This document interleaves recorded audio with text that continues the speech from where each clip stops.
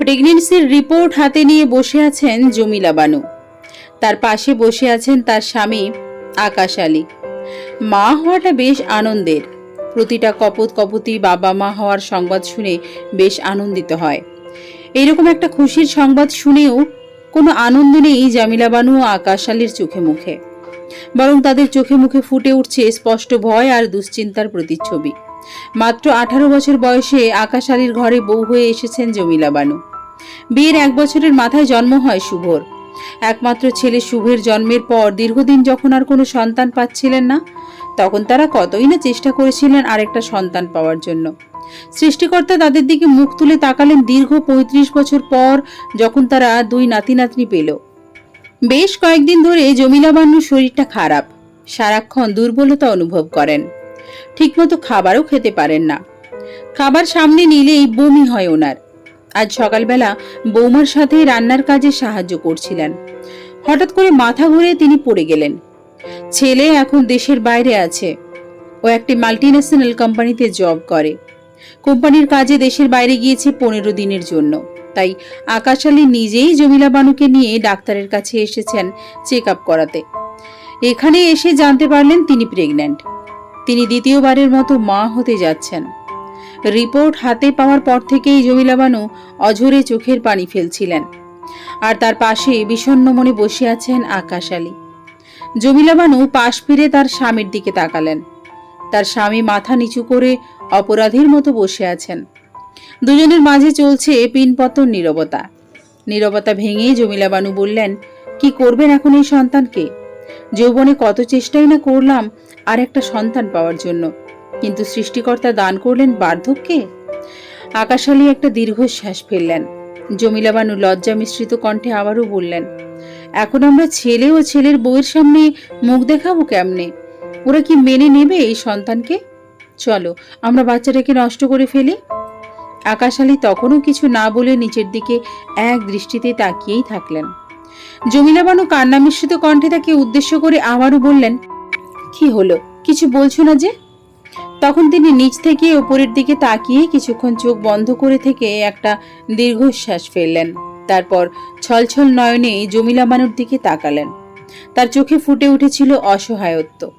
তিনি দুহাত দিয়ে জমিলা বানুর 2 বাহু আলতো করে চেপে ধরলেন এবং তাকে অভয় দিয়ে বললেন, ভয় পেও না, আমি আছি তো।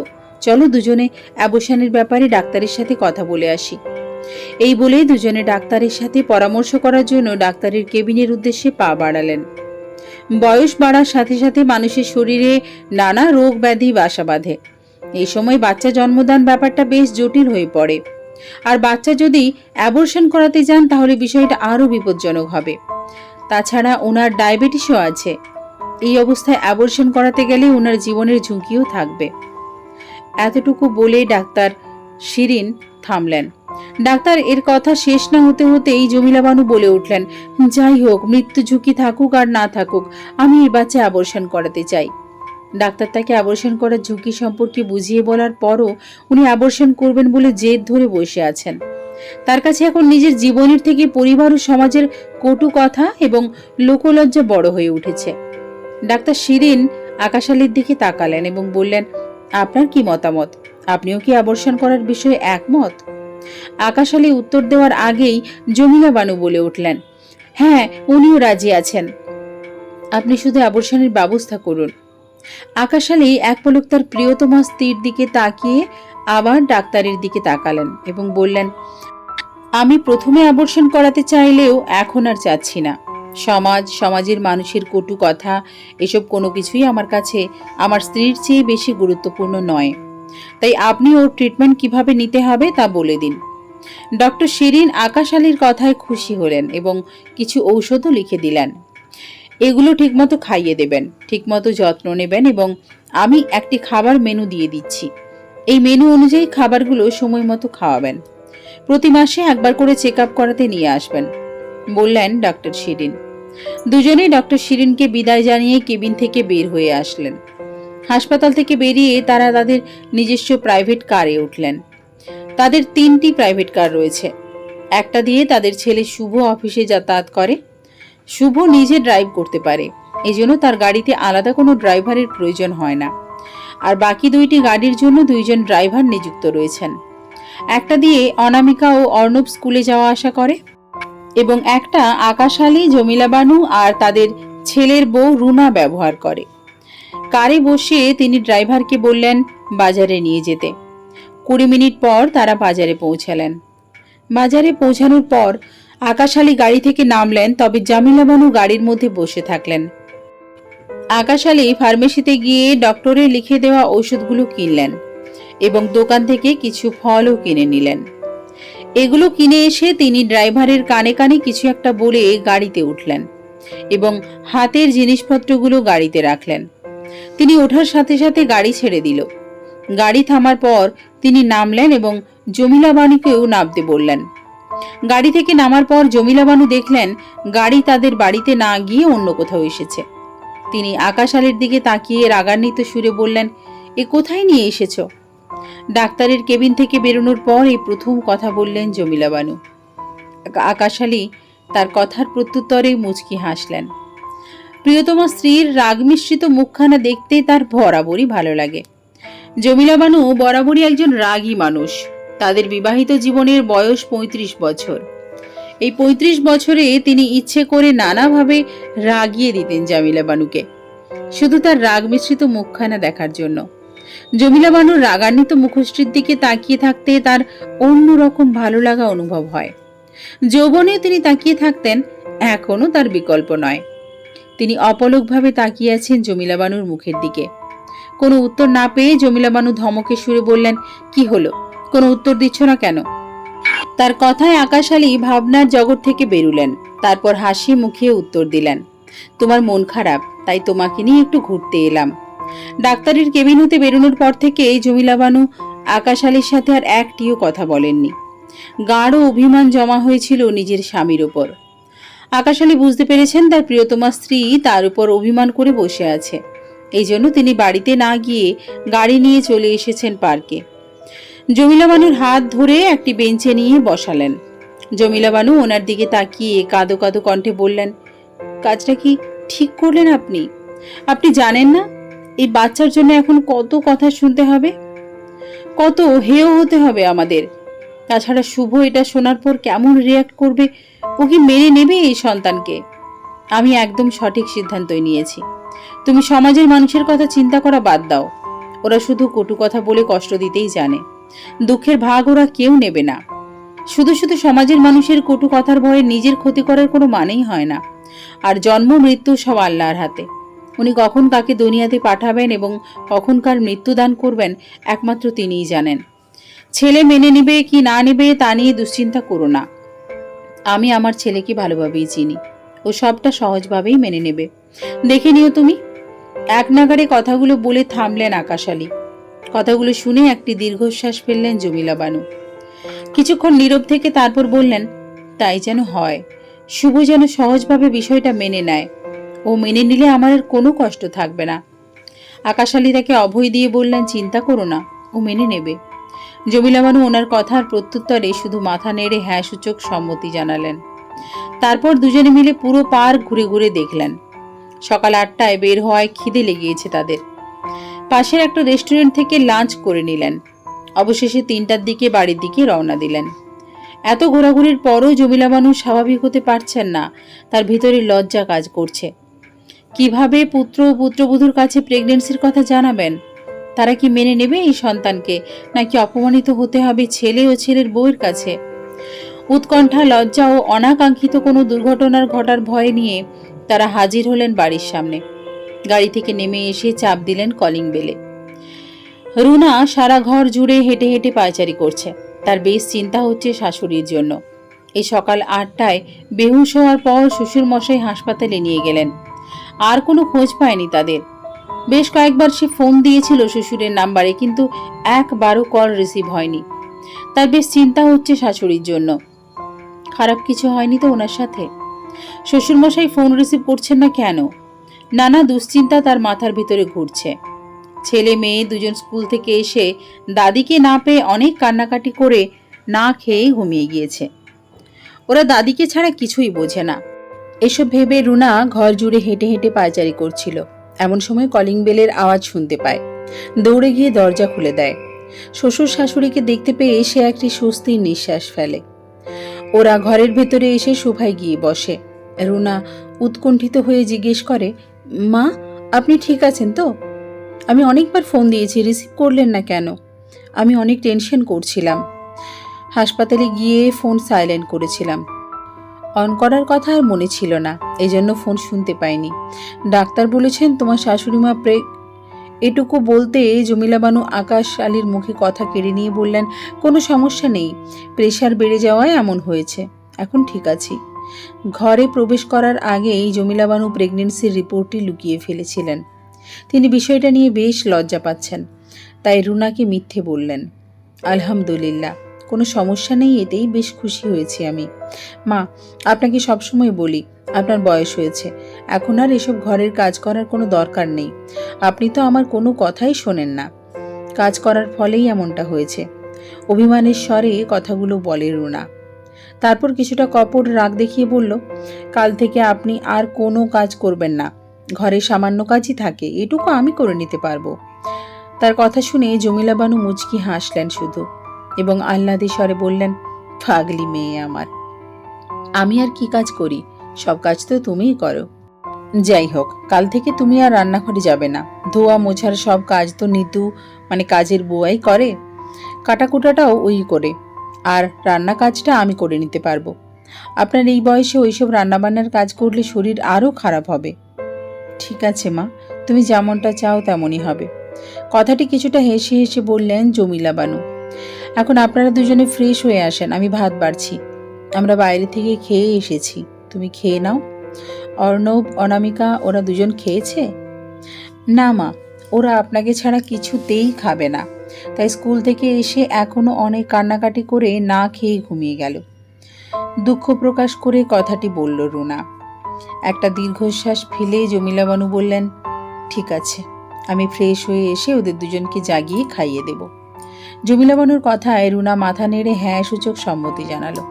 তারপর আকাশ আলী ও জমিলা বানু নিজেদের রুমে চলে গেলেন। রুমে গিয়ে জমিলা বানু আগে ফ্রেশ হলেন, তারপর আকাশ আলী ফ্রেশ হতে গেলেন। জমিলা বানু ফ্রেশ হয়ে এসে নাতি নাতনি দুজনকে জাগালেন। দুজন ঘুম থেকে উঠে আবার কান্না শুরু করলো। তারা কেঁদে কেঁদে দাদিকে জিজ্ঞেস করলো, আমাদের রেখে কোথায় গিয়েছিলে? আমি ডাক্তারের কাছে গিয়েছিলাম, পার্ক থেকে আসার সময় তাদের জন্য চিপস এনেছিলেন।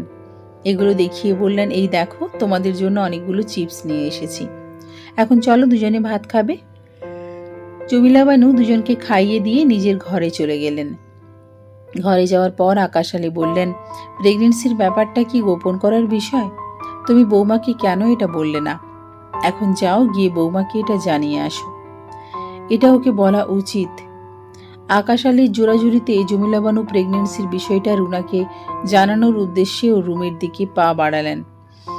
জমিলা বানুর সাথে রুনার সম্পর্কটা মা মেয়ের মতো। জমিলা বানু রুনাকে নিজের মেয়ের মতো ভালোবাসেন, আর রুনাও তাকে বেশ শ্রদ্ধা করে এবং ভালোবাসে। রুনা এ বাড়িতে বউ হয়ে আসার 6 বছর হলো।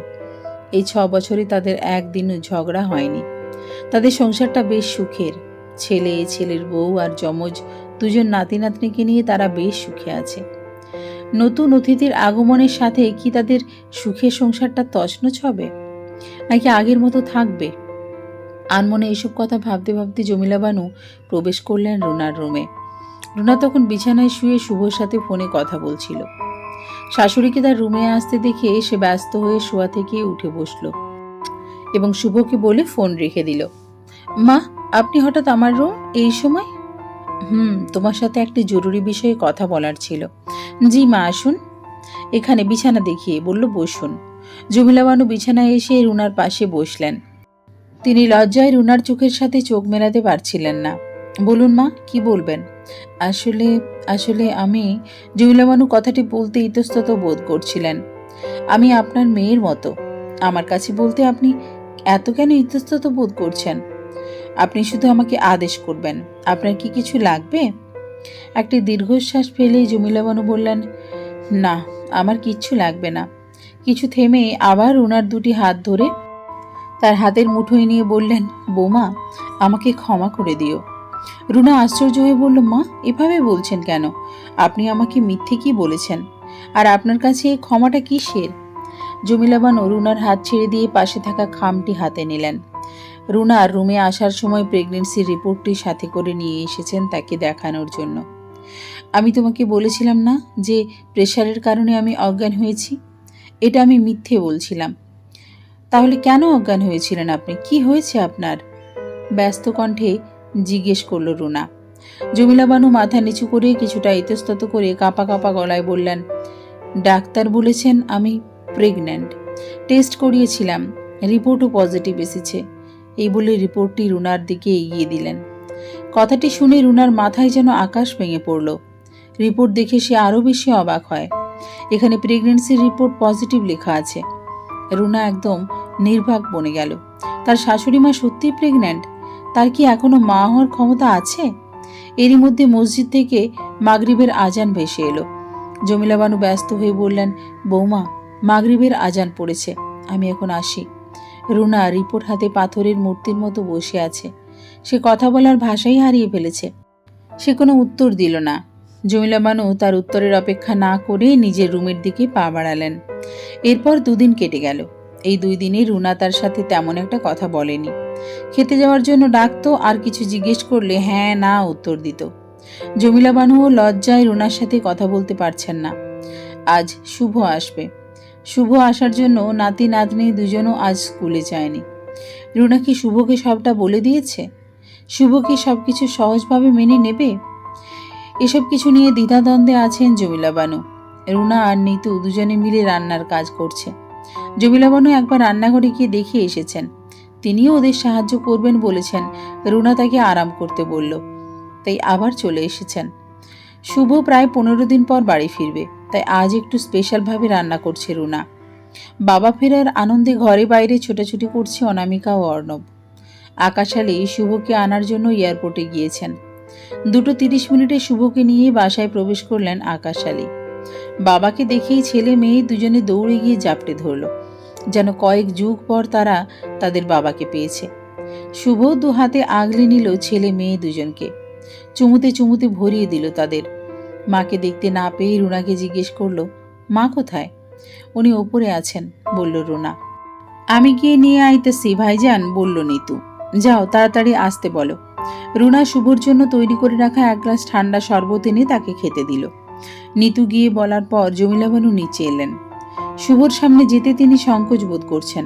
শুভ তাকে দেখে বসা থেকে উঠে এসে মা বলে জড়িয়ে ধরল। তিনিও তাকে আলতো করে জড়িয়ে ধরলেন। মা ছেলের ভালোবাসা দেখে আকাশালী মনে মনে দোয়া করলেন, এই ভালোবাসা যেন সারা জীবন অটুট থাকে। মায়ের সাথে কুশল বিনিময় শেষে শুভ তার লাগেজ খুলল এবং যার যার জন্য কিনে আনা জিনিসগুলো দিতে লাগলেন। বাচ্চাদের জন্য অনেকগুলো খেলনা ও কিছু জামা এনেছে। রুনার জন্য একটি শাড়ি, মায়ের জন্য একটি শাড়ি, বাবার জন্য পায়জামা পাঞ্জাবি, নিতুর জন্য একটি 3 পিস নিয়ে এসেছে। প্রত্যেককে তাদের জন্য নিয়ে আসা জামা কাপড় দিয়ে ও ফ্রেশ হতে চলে গেল। ফ্রেশ হয়ে আসার পরই সবাই মিলে একসাথে দুপুরের খাবার খায়। তার একদিন পর রাত 10টায় রুনা ও শুভ দুজনে মিলে তাদের রুমে যায়। তারা তখন ঘুমানোর জন্য প্রস্তুতি নিচ্ছিলেন। ঠিক সেই সময় শুভ বলে উঠল, মা, আসতে পারি? তোমরা দুজনে আসো আসো, ভেতরে আসো, বললেন আকাশালী। ওরা দুজন ভেতর প্রবেশ করলো। 2 দিন হলো শুভ তাদের সাথে ভালোভাবে কথা বলে না, তাদের সাথে একসাথে বসে খায় না। হয়তো আগে খায়, নয়তো পরে। আজ সকালে শুভ বসে খাবার খাচ্ছিল। জমিলা বানু সেখানে যাওয়ায় সে খাবার না খেয়েই অফিসে চলে গেল। ছেলের এমন ব্যবহারে তিনি বেশ কষ্ট পেলেন। রুমে গিয়ে অনেকক্ষণ যাবৎ কান্না করেছেন। আকাশালীও ছেলের এমন আচরণে বেশ কষ্ট পাচ্ছেন। তিনিও ভেবেছিলেন শুভ সবটা সহজভাবে মেনে নেবেন, কিন্তু হলো তার উল্টোটা। তিনি অ্যাবর্শন করাতে রাজি না হওয়ায় তাদের সাথে বাজে আচরণ করছে, এমনকি কথাও বলছেন না। ওই দিন শুভ ও রুনা তাদের রুমে আসার পর, মা, তোমাদেরকে কিছু জিজ্ঞেস করার ছিল, বলল শুভ। বলো, কি বলবে? কিছুটা ইতস্তত করে শুভ বলল, মা, রুনা যা বলছে তা কি সত্যি? আপনি কি সত্যি সত্যি প্রেগন্যান্ট? জমিলা বানু মাথা নিচু করে হ্যাঁ বোধ উত্তর দিলেন। তারপর শুভ তাদেরকে বাচ্চাটাকে অ্যাবর্শন করাতে বলে। বাচ্চা অ্যাবর্শন করাতে গেলে জমিলা বানুর মৃত্যু ঝুঁকি আছে, তাই আকাশালী শুভকে মানা করে দিলেন। বললেন, বাচ্চা অ্যাবর্শন করানো যাবে না, এতে তোমার মায়ের জীবন রিস্ক হবে। শুভ বাবার সাথে বেশি কথা না বাড়িয়ে চলে গেল। পরদিন জমিলা বানুকে একা একা বোঝালো এবং বলল, যেমন করেই হোক বাবাকে বুঝিয়ে বাচ্চাটাকে অ্যাবর্শন করাও। ছেলের কথায় জমিলা বানু আকাশ আলীকে আবারও বললেন, চলো আমরা বাচ্চাটাকে অ্যাবর্শন করিয়ে নিই। শুভ তোমাকে এটা বলেছে তাই না? গম্ভীর স্বরে কথাটি বললেন আকাশ আলী। জমিলা বানু কিছুটা হকচকিয়ে গেলেন। না না, আমি নিজে থেকেই বলছি, এই বাচ্চাকে অ্যাবর্শন করাটাই আমাদের সকলের জন্য কল্যাণকর। থামো তুমি, কোনটা কল্যাণকর আর কোনটা অকল্যাণকর সেটা খুব ভালো করে বুঝতে পারছি। রাগত স্বরে কথাটি বললেন আকাশ আলী। একটু থেমে আবারও কিছুটা নরম স্বরে বললেন, আল্লাহর সৃষ্টি কোনো জীবনকে মেরে ফেলা নিশ্চয়ই কল্যাণকর কিছু না, বরং তা অকল্যাণকর। আমি যেন তোমার মুখে বাচ্চা অ্যাবর্শনের ব্যাপারে আর কোনো কথা শুনতে না পাই। শেষের কথাটি কিছুটা রাগী স্বরে বললেন। আকাশ আলীর সাথে হওয়া কথোপকথন সবটা খুলে বললেন শুভর কাছে। সব শুনে শুভ বেশ রাগ হলো।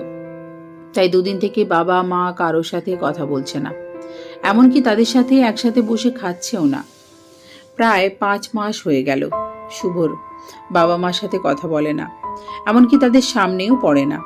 শুধু যে শুভ কথা বলে না এটাও নয়, রুনাও ভালোভাবে কথা বলে না তাদের সাথে। একদিন শুভ অফিস থেকে বেশ রেগে মেগে এসে বাসায় ঢুকলো। বাসায় ঢুকেই ড্রয়িং রুমে ফুলদানিগুলো মেঝেতে ছুঁড়ে ভাঙতে লাগলো। ভাঙচুর ও চিৎকার চেঁচামেচির শব্দে সবাই ড্রয়িং রুমে আসলো। জমিলা বানুও 5 মাসের প্রেগনেন্ট অবস্থায় শুভর চিৎকার চেঁচামেচিতে উপর থেকে সিঁড়ি বেয়ে নিচে নামলেন। তাকে দেখার পরে শুভ চিৎকার দিয়ে বলে উঠল, এই বয়সে এই অবস্থায় হাঁটতে লজ্জা করে না তোমার? আজ তোমাদের কারণে এই রাস্তাঘাটে বেরোনো যায় না, বাইরে বেরোলেই নানান জন নানান খারাপ মন্তব্য করে। ছেলে ওনাকে সামনাসামনি এভাবে অপমান করায় তিনি বেশ কষ্ট পেলেন। তিনি সবার সামনেই কান্না করে দিলেন। নিজের মাকে এভাবে কেউ বলে? বেয়াদব ছেলে কোথাকার, এতদিন থেকে কথাও বলছিস না, আর এখন চিৎকার চেঁচামেচি করছিস? এই শিক্ষা দিয়েছি আমি তোকে? রাগী কণ্ঠে কথাগুলো বললেন আকাশ আলী। তোমার এই ব্যবহারটাই পাওয়ার যোগ্য। লজ্জা শরম আছে তোমাদের? তোমাদের সাথে একই বাড়িতে থাকতে ঘেন্না হচ্ছে আমার, ছি। বৃদ্ধ বয়সে যখন নতুন করে আবার বাবা হওয়ার ইচ্ছে জেগেছে, তাহলে স্ত্রীকে নিয়ে এই বাড়ি ছেড়ে চলে যেতেই পারো। এখানে থেকে লোকের কাছে আমাদের অপমানিত করতে কি মজা পাচ্ছেন? কথাগুলো বলে রাগে গজগজ করতে করতে উপরে চলে গেল শুভ। কথাগুলো শুনে নির্বাক বনে গেলেন আকাশ আলী। আর শুভ তাকেও তোয়াক্কা করল না, তার সামনে এতগুলো কথা বলে গেল। চিৎকার চেঁচামেচিতে অনামিকা অর্ণব ভয় পেয়ে কান্না করতে লাগলো। নিতুও ভয় পেয়ে একপাশে গুটিসুটি হয়ে দাঁড়িয়ে আছে। শুভ যাওয়ার পর জমিলা বানু ও আকাশ আলী কাতর মুখে নিজেদের রুমে চলে গেলেন। আজকেই রুনা বেশ খুশি হয়েছে। সে চাইলে পারত শুভকে আটকাতে, কিন্তু সে আটকায়নি। সে মনে মনে খুশি হয়েছে এতে, কারণ বাইরে বেরোনোর পর তাকেও নানান কথা শুনতে হতো লোকমুখে। সে এসে এগুলো শুভকে বলতো, তবে শুভ এর জন্য তার বাবা মাকে কিছুই বলতো না। আজ নিজের কানে শোনায় এত রেগেছে। শুভ অফিস থেকে বাড়ি ফিরছিল। পথের মধ্যে তার গাড়ি নষ্ট হয়ে যায়। গাড়ি যে জায়গায় নষ্ট হয়েছে ওখান থেকে তাদের বাড়ি 5 মিনিটের রাস্তা। শুভ একজন মেকানিকের কাছে ফোন দিয়ে গাড়ি নিয়ে যেতে বলে, আর সে হেঁটে হেঁটে বাড়িতে আসে। বাড়িতে আসার সময় পথের মধ্যে দুজন কাকিমা দেখতে পায়। ওরা দুজন দাঁড়িয়ে দাঁড়িয়ে গল্প করছিল। শুভকে দেখে একজন অন্যজনকে দেখিয়ে বলল, দেখ দেখ, ওইটা শুভ না? শুনলাম ওর মা নাকি প্রেগনেন্ট।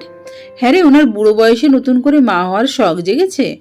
আর দেখছিস না বুড়ো জামাইটা কিভাবে কয়দিন পর পর ডাক্তারের কাছে নিয়ে যায়। দেখে মনে হয় যেন নতুন বিয়ে করেছে ওরা। দ্বিতীয় জন কিছুটা বিদ্রুপাত্মক হাসি দিয়ে বলল, বুড়ো বুড়ির দম আছে বলতে হবে। এটা বলে দুজনে অট্টহাসিতে ফেটে পড়ল। কথাগুলো তারা দুজনে শুভকে শোনানোর জন্য উচ্চস্বরে বলছিল। আর শুভ এগুলো শুনে রেগে মেগে আগুন হয়ে ঘরে ঢোকে এবং ঘরে পা রেখেই তুলকালাম কাণ্ড ঘটালো। ঘরে যাওয়ার পর জমিলা বানুর কান্নার বেগ আরও বেড়ে গেল। তিনি হু হু করে উচ্চস্বরে কেঁদে ওঠেন। আকাশ আলী তাকে জড়িয়ে ধরলেন। জমিলা বানুকে সান্ত্বনা দেওয়ার ভাষা তার কাছে নেই। কত গর্ব করে তিনি বলেছিলেন শুভ সবটা সহজভাবে মেনে নেবে, কিন্তু শুভ করল তার উল্টোটা। আর আজ তাদেরকে বাড়ি ছেড়ে চলে যেতে বলল।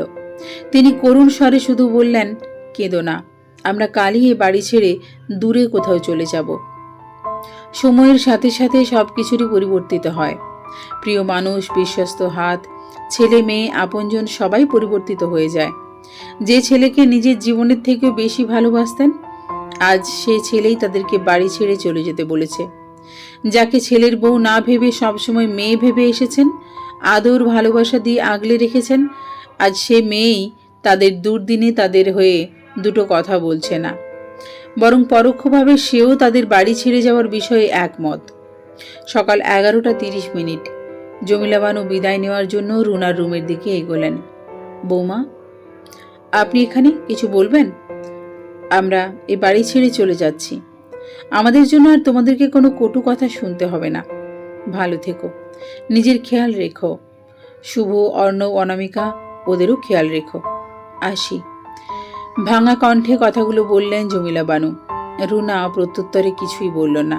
সে যেভাবে ছিল সেইভাবেই দাঁড়িয়ে থাকলো, যেন সে এটাই চাইছিল। জমিলা বানু কিছুক্ষণ অপেক্ষা করে রুনা কিছু না বলায় একটা দীর্ঘশ্বাস ফেলে চলে এলেন।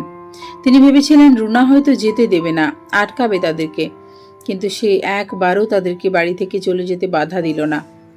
আকাশ আলী আগে থেকেই গাড়িতে বসেছিলেন। জমিলা বানু গাড়িতে ওঠার পরই গাড়ি ছেড়ে দিল। বাড়ি থেকে আসার সময় ব্যবহৃত কাপড়, ডাক্তারের রিপোর্ট আর আকাশ আলীর জমানো অল্প কিছু টাকা ছাড়া আর কিছুই সাথে নিয়ে আসেননি। গাড়িতে বসে আকাশ আলী বললেন, বৌমাকে বলেছিলে? হ্যাঁ। ও কিছু বলেনি? না। একটা দীর্ঘশ্বাস ফেলে বললেন জমিলা বানু। তারপর কিছুক্ষণ নীরবতা চলল দুজনের মাঝে। নীরবতা ভেঙে জমিলা বানু একটা তাচ্ছিলের হাসি দিয়ে বললেন, ভেবেছিলাম ও আটকাবে, কিন্তু ও মনে মনে খুশিই হয়েছে। নাতি নাতনি দুজন স্কুল থেকে এসে আমাদের না পেয়ে খুব কান্না করবে। ভীষণ কষ্ট হচ্ছে ওদের কথা ভেবে। কি করে থাকবো ওদের ছাড়া? শেষের কথাগুলো তিনি কেঁদে কেঁদে বললেন। আকাশ আলী তাকে এক হাতে জড়িয়ে ধরে তিনিও নীরবে চোখের পানি ফেললেন। 3 ঘন্টা পর তারা তাদের নতুন বাসায় পৌঁছালো। গাড়ি থেকে নামার পর সেখানে তারা রফিককে দেখতে পেল। সে তাদের আগেই এসে উপস্থিত হয়েছে। রফিক আকাশ আলীর ছোটবেলার বন্ধু। তার সহায়তায় তিনি এই বাসাটি ভাড়া নিয়েছেন। 3 জনে মিলে বাসার ভেতরে ঢুকলো। তাদের সাথে বাড়ির মালিকও ছিলেন। বাড়ির মালিক সবকিছু বুঝিয়ে দিয়ে চলে গেলেন, আর 3 জনে হেঁটে হেঁটে পুরো বাসা দেখলেন। বাসায় একটি বেডরুম, একটি বাথরুম ও একটি রান্নাঘর আছে।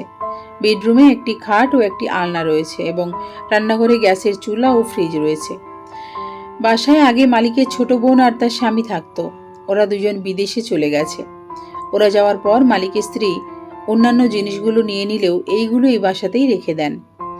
2 রুমের মধ্যে এই বাসাটির ভাড়া হলো 7,000 টাকা। 3 মাসের অগ্রিম 21,000 টাকা বাড়ি মালিককে দিতে হয়েছে। পছন্দ হয়েছে তোমার?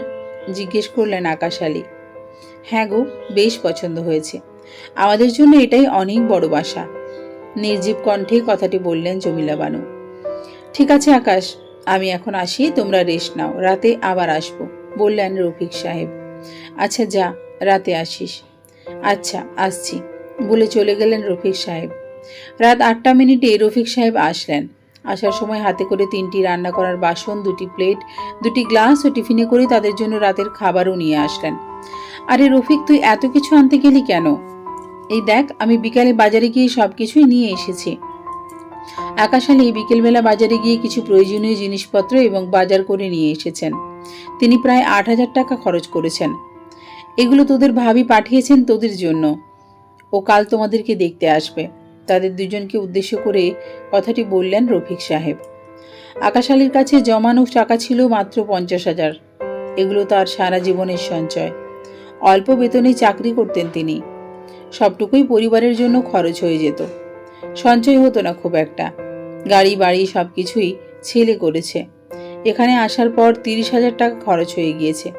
বাকি টাকা দিয়ে খাবার, চিকিৎসা খরচ সব মিলিয়ে তাদের কোনো রকমে 2 মাস যাবে। তারপরে চলবেন কিভাবে? তাই তিনি রফিককে বললেন তাকে একটি কাজের ব্যবস্থা করে দিতে। জীবন বড়ই অদ্ভুত। জীবন কখন কাকে কোন পরিস্থিতির মাঝে ফেলে তা বলা খুবই কষ্টকর। যারা খুব আপন থাকে তারাই একটা সময় পর হয়ে যায়, আর যাদের সাথে আমাদের খুব একটা ঘনিষ্ঠ সম্পর্ক থাকে না, জীবনের কোনো কোনো মুহূর্তে তাদের সাথে বেশ বন্ধুত্বপূর্ণ সম্পর্ক গড়ে ওঠে। আকাশ আলী ও জমিলা বানুর জীবনেও তাই ঘটেছে। সারা জীবন যে ছেলেকে আঁকড়ে ধরে বেঁচেছিলেন, আজ সেই ছেলে তাদেরকে দূরে ঠেলে দিল। অন্যদিকে যার সাথে সম্পর্ক শুধু প্রাথমিক বিদ্যালয় পর্যন্ত সীমাবদ্ধ ছিল, সে আজ নানাভাবে সাহায্য করে যাচ্ছে প্রতিনিয়ত। রফিক সাহেব ও তার স্ত্রী নিয়মিত খোঁজ খবর নেন। রফিক সাহেব আকাশ আলীকে একটি মুদি দোকানে কাজ জোগাড় করে দিয়েছেন। সেখান থেকে মাসিক বেতন পান 10,000 টাকা। এই টাকা দিয়ে কোনো রকমে চলে যায় তাদের দুজনের। দেখতে দেখতে নতুন বাসাতে আসার 3 মাস 18 দিন হয়ে গেল। জমিলা বানুর ডেলিভারির সময়ও কাছাকাছি চলে এসেছে। আর মাত্র 10 থেকে 12 দিন বাকি আছে। এই 3 মাস 18 দিনের মধ্যে এমন একদিনও নেই যে জমিলা বানু ও আকাশ আলী শুভর জন্য অপেক্ষা করেননি। তাদের বিশ্বাস শুভ তার ভুল বুঝতে পারবে এবং তাদেরকে বাড়ি ফিরিয়ে নিয়ে যাবে। তারা প্রতিদিন অপেক্ষা করতেন শুভর জন্য, তবে নিরাশ হতেন। শুভ তাদের ফিরিয়ে নিতে আসলো না আর। ডেলিভারি ডেটের 7-8 দিন আগেই জমিলা বানুর পেন উঠল। আকাশ আলী তাকে ডাক্তারের কাছে নিয়ে যাওয়ার পরিকল্পনা করছিলেন, কিন্তু তার আগেই তার পেন উঠল। পেন ওঠার আধা ঘন্টা পর তিনি আকাশ আলীকে জানালেন। আকাশ আলী তখন দোকানে ছিলেন। জমিলা বানু ফোন দিয়ে বলার পরপরই তিনি বাসায় চলে এলেন এবং রফিককে জানালেন। তারপর রফিক আর তিনি দুজনে মিলে জমিলা বানুকে হাসপাতালে নিয়ে গেলেন। বাড়িতে থাকাকালীন অবস্থায় জমিলা বানুর রক্তক্ষরণ শুরু হয়েছে। হাসপাতালে পৌঁছাতে পৌঁছাতে প্রচুর রক্ত চলে গিয়েছে শরীর থেকে। রোগীকে তাৎক্ষণিক অপারেশন থিয়েটারে নিয়ে যেতে হবে। রোগীর অবস্থা বেশ ক্রিটিক্যাল। নর্মাল ডেলিভারি হবে না, সিজার করতে হবে। আপনারা যত দ্রুত সম্ভব 2 ব্যাগ এ পজিটিভ রক্ত সংগ্রহ করেন আর কাউন্টারে গিয়ে অগ্রিম 30,000 টাকা জমা দিন। অপারেশনের পর আরও 30,000 টাকা জমা দেবেন। যা করবার তাড়াতাড়ি করুন। যত তাড়াতাড়ি টাকা জমা দেবেন তত তাড়াতাড়ি অপারেশন শুরু হবে। লেট করলে রোগীর সমস্যা, রোগী মারা যেতে পারেন। ডাক্তার জমিলা বানুকে চেক আপ করে এসে কথাগুলো বলল আকাশ আলী ও রফিক সাহেবের কাছে। রফিক সাহেব তার ছেলেকে বলায় সে তার 2 বন্ধুর থেকে 2 ব্যাগ এ পজিটিভ রক্ত সংগ্রহ করে দিয়েছে। ওরা দুজন জমিলা বানুকে তাদের রক্ত দান করেছে। রক্ত পেয়ে আকাশ আলী বেশ খুশি হলেন। তবে তিনি টাকা কিভাবে জোগাড় করবেন? তার কাছে জমানো মাত্র 23,000 টাকা আছে। বাকি টাকাগুলো তিনি পাবেন কোথায়? অপারেশনের আগে 30,000 টাকা জমা না দিলে ডাক্তাররা অপারেশন শুরু করবেন না। এখন কি করবেন তিনি? দিশেহারা হয়ে পড়লেন আকাশ আলী। স্বার্থের পৃথিবীতে কেউই আপন নয়। সবাই নিজের নিজের স্বার্থ হাসিল করতে তৎপর। কিন্তু এই পৃথিবীতে এখনো এমন কিছু মানুষ আছে যারা নিঃস্বার্থভাবে অন্যের উপকার করে। হয়তো তাদের জন্যই এখন এই পৃথিবী টিকে আছে। তাদের জন্যই এখনো শক্ত কণ্ঠে বলা যায় পৃথিবীতে সকল মানুষ স্বার্থপর নয়। রফিক সাহেবও এমন একজন মানুষ যিনি কোনো রকম স্বার্থ ছাড়াই বাল্যবন্ধুকে সাহায্য করে যাচ্ছেন। এই নে। কি বললেন আকাশ আলী? এখানে 7,000 টাকা আছে, চল টাকাগুলো দিয়ে দ্রুত জমা দিয়ে আসি। অনেকটা সময় দেরি হয়ে গেছে, তাড়াতাড়ি চল, বললেন রফিক সাহেব। আকাশ আলী কৃতজ্ঞতা ভরা চোখে একবার তাকালেন রফিক সাহেবের দিকে। তারপর কোনো রকম বাক্য ব্যয় না করে হাসি মুখে রফিক সাহেবের হাত থেকে টাকাগুলো নিয়ে কাউন্টারে জমা দিয়ে আসলেন। টাকা জমা হওয়ার পরপরই জমিলা বানুকে অপারেশন থিয়েটারে নিয়ে যাওয়া হলো। অপারেশন থিয়েটারে নিয়ে যাওয়ার সময় জমিলা বানু আকাশ আলীর কাছে তার গলা ও কান থেকে খুলে রাখা স্বর্ণের চেন ও কানের দুল দিয়ে দিলেন এবং বললেন, আমি জানি সিজারের খরচ বহন করার মতো এত টাকা তোমার কাছে নেই। এগুলো বিক্রি করে দিও আর আমাকে ক্ষমা করে দিও। আমার জন্যই তোমার এত কষ্ট হচ্ছে। আমার উপর কোনো দুঃখ রেখো না। যদি মারা যাই আমাকে তুমি ক্ষমা করে দিও। এরকম অলক্ষণী কথা মুখে আনবে না। কিচ্ছু হবে না তোমার, আমি আছি তো। জমিলা বানু মাথা নেড়ে হ্যাঁ বোধক সম্মতি জানালেন। নার্সরা আর দেরি না করে জমিলা বানুকে নিয়ে অপারেশন থিয়েটারে চলে গেল। তোর এই উপকারের কথা আমি কোনো দিনও ভুলব না। তোর কাছে কৃতজ্ঞ রইব সারা জীবন, রফিক সাহেবকে উদ্দেশ্য করে বললেন আকাশ আলী। আরে এভাবে বলছিস কেন? বিপদের সময় বন্ধুর পাশে দাঁড়াতে না পারলে বন্ধু হলাম কেমনে? এই ব্যাপারে কৃতজ্ঞতা জমাতে হবে না। মাত্র 7,000 টাকা দিয়েছি, আমার আরো বেশি দেওয়া উচিত ছিল, বললেন রফিক সাহেব। রফিক সাহেবের কথা শুনে আকাশ আলীর চোখে জল চলে এলো। তিনি রফিক সাহেবকে জড়িয়ে ধরলেন এবং কেঁদে কেঁদে বললেন, তোর মতো বন্ধু সত্যি হয় না। তোকে বন্ধু হিসেবে পেয়ে আমি সত্যিই ধন্য। হাসপাতালে আসার পর রফিক সাহেব তার স্ত্রীকে ফোন দিয়ে বললেন, ড্রয়ারে 10,000 টাকা আছে, এগুলো নিয়ে তাড়াতাড়ি চলে এসো। রফিক সাহেবের কথা মতো তার স্ত্রীও টাকাগুলো নিয়ে তাড়াতাড়ি হাসপাতালে চলে আসেন। রফিক সাহেবের ছেলে অল্প বেতনে চাকরি করে। মাস শেষে পরিবারের খরচ চালানোর টাকাটা তার বাবার হাতেই তুলে দেয়। ফ্যামিলি খরচ বহন করে রফিক সাহেবের হাতে খুব একটা বাড়তি টাকা থাকে না। অনেক কষ্টে প্রায় 1 বছরে এই 10,000 টাকা সঞ্চয় করেছেন। টাকাগুলো নিজের বন্ধুর বিপদে দিতে পারায় তিনি বেশ খুশি। অপারেশন থিয়েটারের বাইরে পায়চারি করছেন আকাশ আলী। রফিক সাহেবের স্ত্রী একটি চেয়ারে বসে আছেন। রফিক সাহেব আকাশ আলীকে বারবার সান্ত্বনা দিচ্ছেন, চিন্তা না করতে বলছেন, কিন্তু কোনো কিছুতেই আকাশ আলীর মন শান্ত হচ্ছে না। তার মনে বারবার একই ভয় কাজ করছিল, আর সেটি হলো তার প্রিয়তমা স্ত্রীকে হারানোর ভয়। সকাল 11:30 জমিলা বানুকে অপারেশন থিয়েটারে নেওয়া হয়েছে। 12:48 বেজে গেল, এখনো ডাক্তার বের হচ্ছে না কেন? বেশ চিন্তা হচ্ছে তার। অস্থির হয়ে উঠলেন আকাশ আলী। 1টা বাজার সাথে সাথে ডাক্তার অপারেশন থিয়েটার থেকে বের হয়ে আসলেন। ডাক্তার বের হওয়ার সাথে সাথে আকাশ আলী ও রফিক সাহেব দ্রুত ডাক্তারের কাছে গেলেন।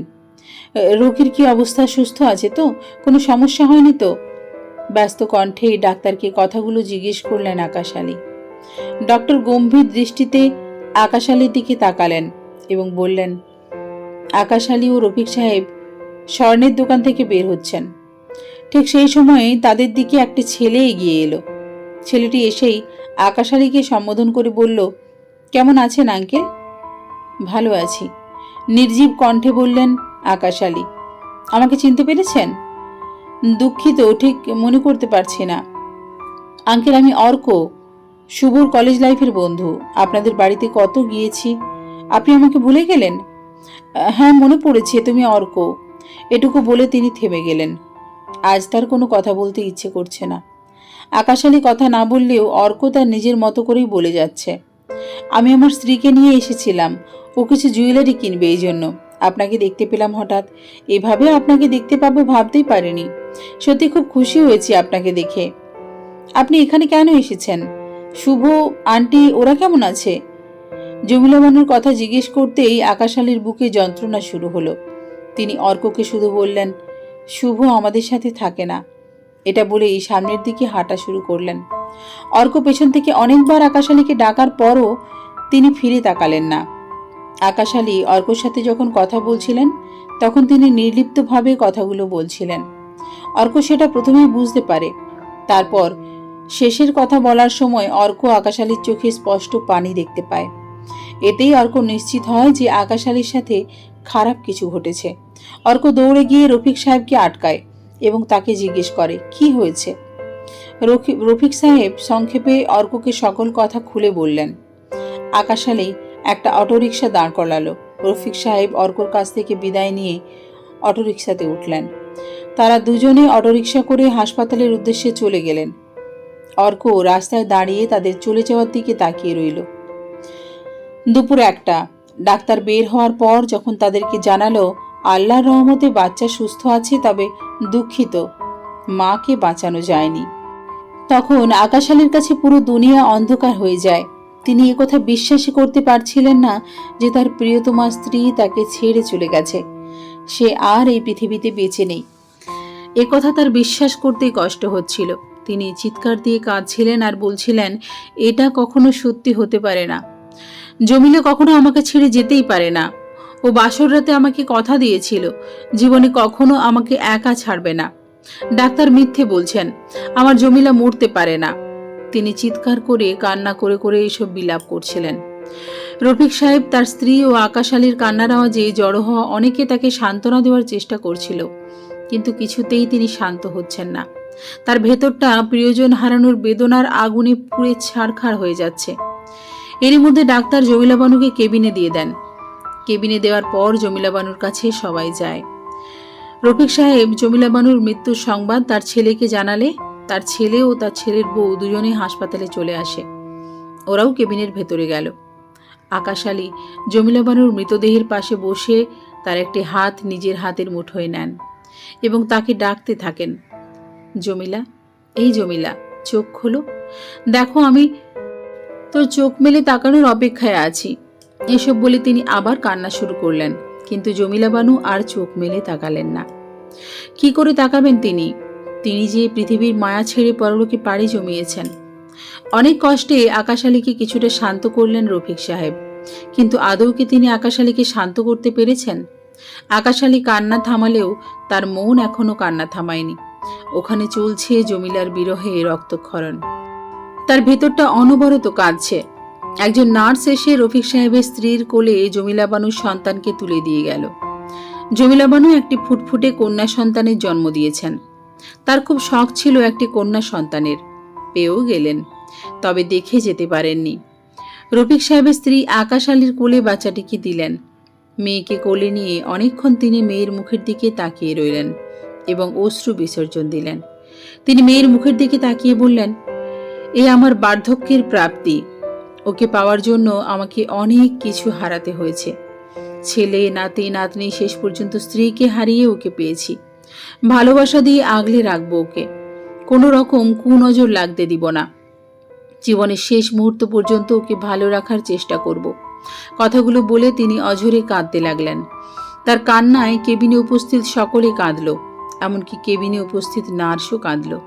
তারা লাশ নিয়ে যাওয়ার উদ্দেশ্যের জন্য রওনা দিল। হাসপাতাল কর্তৃপক্ষ জানালো, সম্পূর্ণ টাকা পরিশোধ না করলে লাশ নিয়ে যেতে দেবে না।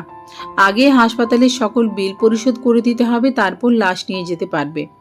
উপায়ন্তর না পেয়ে আকাশ আলী ও রফিক সাহেব জমিলা বানুর স্বর্ণের চেন ও দুল বিক্রি করতে গেলেন। তারা 45,000 টাকা দিয়ে চেনটি বিক্রি করলেন, আর দুল জোড়া আকাশ আলী রেখে দিলেন জমিলা বানুর শেষ স্মৃতি হিসেবে। টাকা নিয়ে এসে 30,000 টাকা হাসপাতালে জমা দিয়ে লাশ নিয়ে বাসার উদ্দেশ্যে রওনা দিলেন। লাশ নিয়ে অ্যাম্বুলেন্সে ওঠার পর অ্যাম্বুলেন্সের দরজা বন্ধ করা হবে, ঠিক তখন একটা ছেলে কণ্ঠ ভেসে আসলো, আঙ্কেল, আমিও আপনাদের সাথে যাব। অর্ক, তুমি? বললেন রফিক সাহেব। জি আঙ্কেল, বলে সেও অ্যাম্বুলেন্সে উঠে বসল। রফিক সাহেব ও আকাশ আলী যখন হাসপাতালে চলে আসলেন তখন অর্ক তার স্ত্রীকে বলল, তুমি ড্রাইভারকে নিয়ে বাসায় চলে যাও, আমি হাসপাতালে যাচ্ছি। রফিক সাহেব তাকে হাসপাতালের নাম বলেছিলেন, এই জন্য সে আর দেরি না করে একটি অটোরিকশা নিয়ে সোজা হাসপাতালে চলে আসে। এখানে পৌঁছাতে পৌঁছাতে দেখে তার লাশ নিয়ে চলে যাচ্ছেন, তাই সেও তাদের সাথে যায়। রাত 11:30। রফিক সাহেবের স্ত্রী অপেক্ষা করছেন কখন সবাই দাফন কার্য সম্পন্ন করে বাসায় ফিরবে। হাসপাতাল থেকে আসার সময় আকাশ আলী ডাক্তারের পরামর্শ অনুযায়ী বাচ্চার খাওয়ার দুধ নিয়ে এসেছেন। রফিক সাহেবের স্ত্রী সেই দুধ ফিডারে নিয়ে 2-3 বার বাচ্চাটিকে খাইয়েছেন। তিনি আকাশ আলীর জন্য রাতের খাবারও রান্না করে দিয়েছেন। রাত 11:15। দাফন কার্য সম্পন্ন করে সবাই বাসায় আসলো। রফিক সাহেবের স্ত্রী বাচ্চাটিকে তার সাথে নিয়ে যেতে চেয়েছেন, কিন্তু আকাশ আলী দিলেন না। তিনি বললেন, আমি ওর খেয়াল রাখতে পারবো, ও আমার কাছেই থাকুক। ঠিক আছে, খেয়াল রাখবেন, ঠান্ডা যেন না লাগে, আর কিছুক্ষণ পরপর দুধ খেতে দেবেন। আপনার জন্য রান্না করে দিয়েছি, খেয়ে নেবেন, বললেন রফিক সাহেবের স্ত্রী। আকাশ আলী মাথা নেড়ে হ্যাঁ বোধক সম্মতি জানালেন। তারপর সকলকে উদ্দেশ্য করে বললেন, তোমরা সবাই আমার জন্য অনেক কষ্ট করেছ। নিজের ছেলে যেখানে দূরে ঠেলে দিল, সেখানে তোমরা আমাকে আন্তরিকতার সঙ্গে সাহায্য করে গেছো। তোমাদের কাউকে আমি ধন্যবাদ দিয়ে ছোট করব না, আজীবন কৃতজ্ঞ থাকব তোমাদের কাছে। লাশ দাফন কার্য সম্পাদন করতে বাড়ির মালিক সহ আরো অনেকে তাকে সাহায্য করেছেন। তিনি সকলের কাছে কৃতজ্ঞতা জ্ঞাপন করলেন। সকলে আকাশ আলীর কাছ থেকে বিদায় নিয়ে যার যার বাসার দিকে রওনা হলো। রফিক সাহেব, তার স্ত্রী, ছেলে, ছেলের বউ এবং অর্ক, ওরাও আকাশ আলীর থেকে বিদায় নিয়ে যার যার বাসার উদ্দেশ্যে চলে গেল। রাত 12:45। অর্ণব, অনামিকা, নিতু ওরা যার যার রুমে ঘুমিয়ে আছে। শুভর ঘুম আসছে না কোনো রকমে। সে পাশ ফিরে রুনার দিকে তাকালো। রুনাও ঘুমিয়ে আছে, কিন্তু সে কোনো রকমে ঘুমাতে পারছে না। তার বেশ অশান্তি লাগছে। তার অনুভূতি এমন হচ্ছে যেন তার জীবন থেকে গুরুত্বপূর্ণ কোনো কিছু সে হারিয়ে ফেলেছে। শুভ বিছানায় শুয়ে এপাশ ওপাশ করতে থাকে। ঘুম না আসায় সে ভাবে ব্যালকনিতে গিয়ে কিছু সময় কাটাবে। তার ভাবনার মধ্যেই মোবাইলের রিং বেজে ওঠে। এত রাতে কে ফোন দিল? ব্যস্ত হয়ে ফোন রিসিভ করলো শুভ। ফোন রিসিভ করে হ্যালো বলার পর, এখানে কি শুভ আছে? জি, আমি শুভ। এটা বলার কিছুক্ষণ পর শুভ চিৎকার দিয়ে কান্না করে উঠল। শুভর কান্নার শব্দে রুনা জেগে উঠল। শুভকে ফোন কানে নিয়ে কান্না করতে দেখে সে বেশ ভয় পেয়ে গেল। শুভকে জড়িয়ে ধরে বলল, কে ফোন করেছে? কি বলেছে? তুমি কাঁদছো কেন? মা মা আর বেঁচে নেই, কেঁদে কেঁদে বলল শুভ। এটা শুনে রুনার পায়ের তলা থেকে যেন মাটি সরে গেল। সে কাঁপা কাঁপা গলায় বলল, কি আবল তাবল বকছো মধ্যরাতে? এসব কে বলেছে তোমায়? অর্ক ফোন দিয়ে বলেছে। ও আমার কলেজের বেস্ট ফ্রেন্ড। ও মায়ের দাফন কার্যে উপস্থিত ছিল। আমার একটা বোন হয়েছে। বোন বেঁচে থাকলেও মা আর বেঁচে নেই, কান্না করতে করতে বলল শুভ। এবার শুভর সাথে সাথে রুনাও কান্না শুরু করলো। আমি ভুল করেছি রুনা, আমার উচিত ছিল মায়ের পাশে থাকা, কিন্তু আমি তা না করে তাদেরকে বাড়ি থেকে বের করে দিলাম। শুভ নিজের মাথা চাপড়াচ্ছে আর কথাগুলো বলছে। শুভ রুনা দুজনে এখন নিজেদের ভুল বুঝতে পারছে, কিন্তু এখন বুঝে কি লাভ? যে চলে গেছে সে কি আর ফিরে আসবে? অর্কর কাছে শুভর নাম্বার থাকায় সে সহজে মৃত্যু সংবাদ শুভকে জানাতে পেরেছে। তবে অর্কর উচিত ছিল শুভকে আরও আগে জানানো। কথায় বলেই বিপদে বুদ্ধি বিলুপ্ত হয়ে যায়। অর্কর ক্ষেত্রেও ঠিক তাই ঘটেছে। শুভকে জানানোর কথা তার একদমই মনে ছিল না। যখন জানালো তখন বেশ দেরি হয়ে গিয়েছে। কান্না থামিয়ে শুভ রুনাকে বলল, যা হবার তো হয়েই গিয়েছে, মাকে তো আর ফিরিয়ে আনা যাবে না। আমরা দুজনে কাল ভোরে গিয়ে বাবাকে ফিরিয়ে নিয়ে আসব। তারা সিদ্ধান্ত নিল সকাল হওয়ার পরপরই আকাশ আলীকে ফিরিয়ে আনতে যাবে। ভোর 4টেই তারা দুজনে রওনা দিল আকাশ আলীকে ফিরিয়ে আনার উদ্দেশ্যে। সবাই বাসা থেকে চলে যাওয়ার পর আকাশ আলী বেশ একা হয়ে পড়লেন। তিনি বাসাটা হেঁটে হেঁটে দেখতে লাগলেন। বাসার সকল জায়গায় জমিলা বানুর স্মৃতি মিশে আছে। বাসার মধ্যে জমিলা বানুর শরীরের ঘ্রাণ লেগে আছে। এসব কিছু তাকে বেশ পীড়া দিতে লাগলো। তিনি নীরবে ঘণ্টাখানেক কাঁদলেন। তারপর সিদ্ধান্ত নিলেন মেয়েকে নিয়ে অনেক দূরে কোথাও চলে যাবেন, যেখানে জমিলা বানুর স্মৃতিগুলো আর তাকে কাঁদাবে না। চোখের পানি মুছে উঠে তিনি ব্যাগ গোছাতে লাগলেন। তার ব্যবহৃত কাপড়, মেয়ের জন্য রফিক সাহেবের ছেলের কিনে আনা কয়েক সেট কাপড়, মেয়ের খাবার, দুধ, ফিডার এগুলো একটি ব্যাগে প্যাক করে নিলেন। সবকিছু গুছিয়ে তিনি সকাল হবার অপেক্ষায় রইলেন। দিনের আলো ফোটার সাথে সাথে তিনি মেয়েকে নিয়ে এখান থেকে অন্য কোথাও চলে যাবেন। রফিক সাহেবের স্ত্রী তার জন্য রান্না করে রেখে গিয়েছেন, তবে তিনি রাতে কিছুই খাননি। জমিলা বানুর মৃত্যু শোকে তার খাবার খাওয়ার রুচিও চলে গিয়েছে। পরদিন সকাল হতেই তিনি রফিক সাহেবকে ফোন দিয়ে জানালেন তিনি এখান থেকে চলে যাবেন। এটা শুনে রফিক সাহেব ও তার স্ত্রী ছুটে আসলেন আকাশ আলীকে আটকাতে। তারা ওনাকে তাদের বাসায় নিয়ে যেতে চেয়েছেন, তবে তার একটাই কথা, এখানে থাকলে জমিলা বানুর স্মৃতি তাকে বারবার কাঁদাবে। তাই তিনি মেয়েকে নিয়ে দূরে কোথাও চলে যাবেন। বাসার মালিকের 1 মাসের বাসা ভাড়া ও বাসার চাবি দিয়ে মালিককে দিলেন এবং সেই সাথে বাসার মালিকের কাছ থেকে বিদায় নিয়ে আসলেন। মালিকের কাছ থেকে বিদায় নিয়ে এসে তিনি রফিক সাহেব ও তার স্ত্রীর কাছে থেকেও বিদায় নিলেন। তাদের দুজনের থেকে বিদায় নিয়ে যখন গেট পেরিয়ে মাত্র 15 থেকে 20 কদম গেলেন, ঠিক তখন শুভ, রুনা ওরা দুজন এসে হাজির হলো। শুভ অর্কর কাছ থেকে আকাশ আলী যেখানে থাকছেন সেই ঠিকানা এনেছিলেন। এজন্য সহজেই তারা আকাশ আলীর বাসা পর্যন্ত পৌঁছাতে পেরেছে। আকাশ আলীকে চলে যেতে দেখে গাড়ি থামিয়ে দুজনে দৌড়ে আকাশ আলীর সামনে গিয়ে দাঁড়ায়। তাদেরকে দেখে আকাশ আলী বেশ অবাক হন। তিনি তাদের দিকে আশ্চর্য হয়ে তাকিয়ে থাকেন, তবে মুখ দিয়ে কোনো কথা বলেননি। তিনি কিছু বুঝে ওঠার আগেই শুভ, রুনা দুজনে তার পা জড়িয়ে ধরে এবং তার কাছে ক্ষমা চায়। শুভ আকাশ আলীর পা ধরে কেঁদে কেঁদে বলে, আমাকে ক্ষমা করে দাও বাবা, আমার ভুল হয়ে গেছে। মায়ের মৃত্যুর জন্য আমিই দায়ী। আমি ওনার পাশে থেকে যদি সঠিক চিকিৎসা করাতাম তাহলে তিনি আমাদের ছেড়ে চলে যেতেন না। আমাদের ক্ষমা করে দাও বাবা, আর প্লিজ আমাদের সাথে বাড়ি ফিরে চলো। আকাশ আলী তাদের কথার কোনো উত্তর না দিয়ে দুজনকে পা থেকে ছাড়িয়ে সামনের দিকে হাঁটা শুরু করলেন। রুনা পেছন থেকে কান্না করতে করতে বলল, প্লিজ বাবা, আমাদের সাথে চলুন। আমরা আমাদের ভুলের শাস্তি পেয়েছি, আমাদেরকে আর শাস্তি দিও না।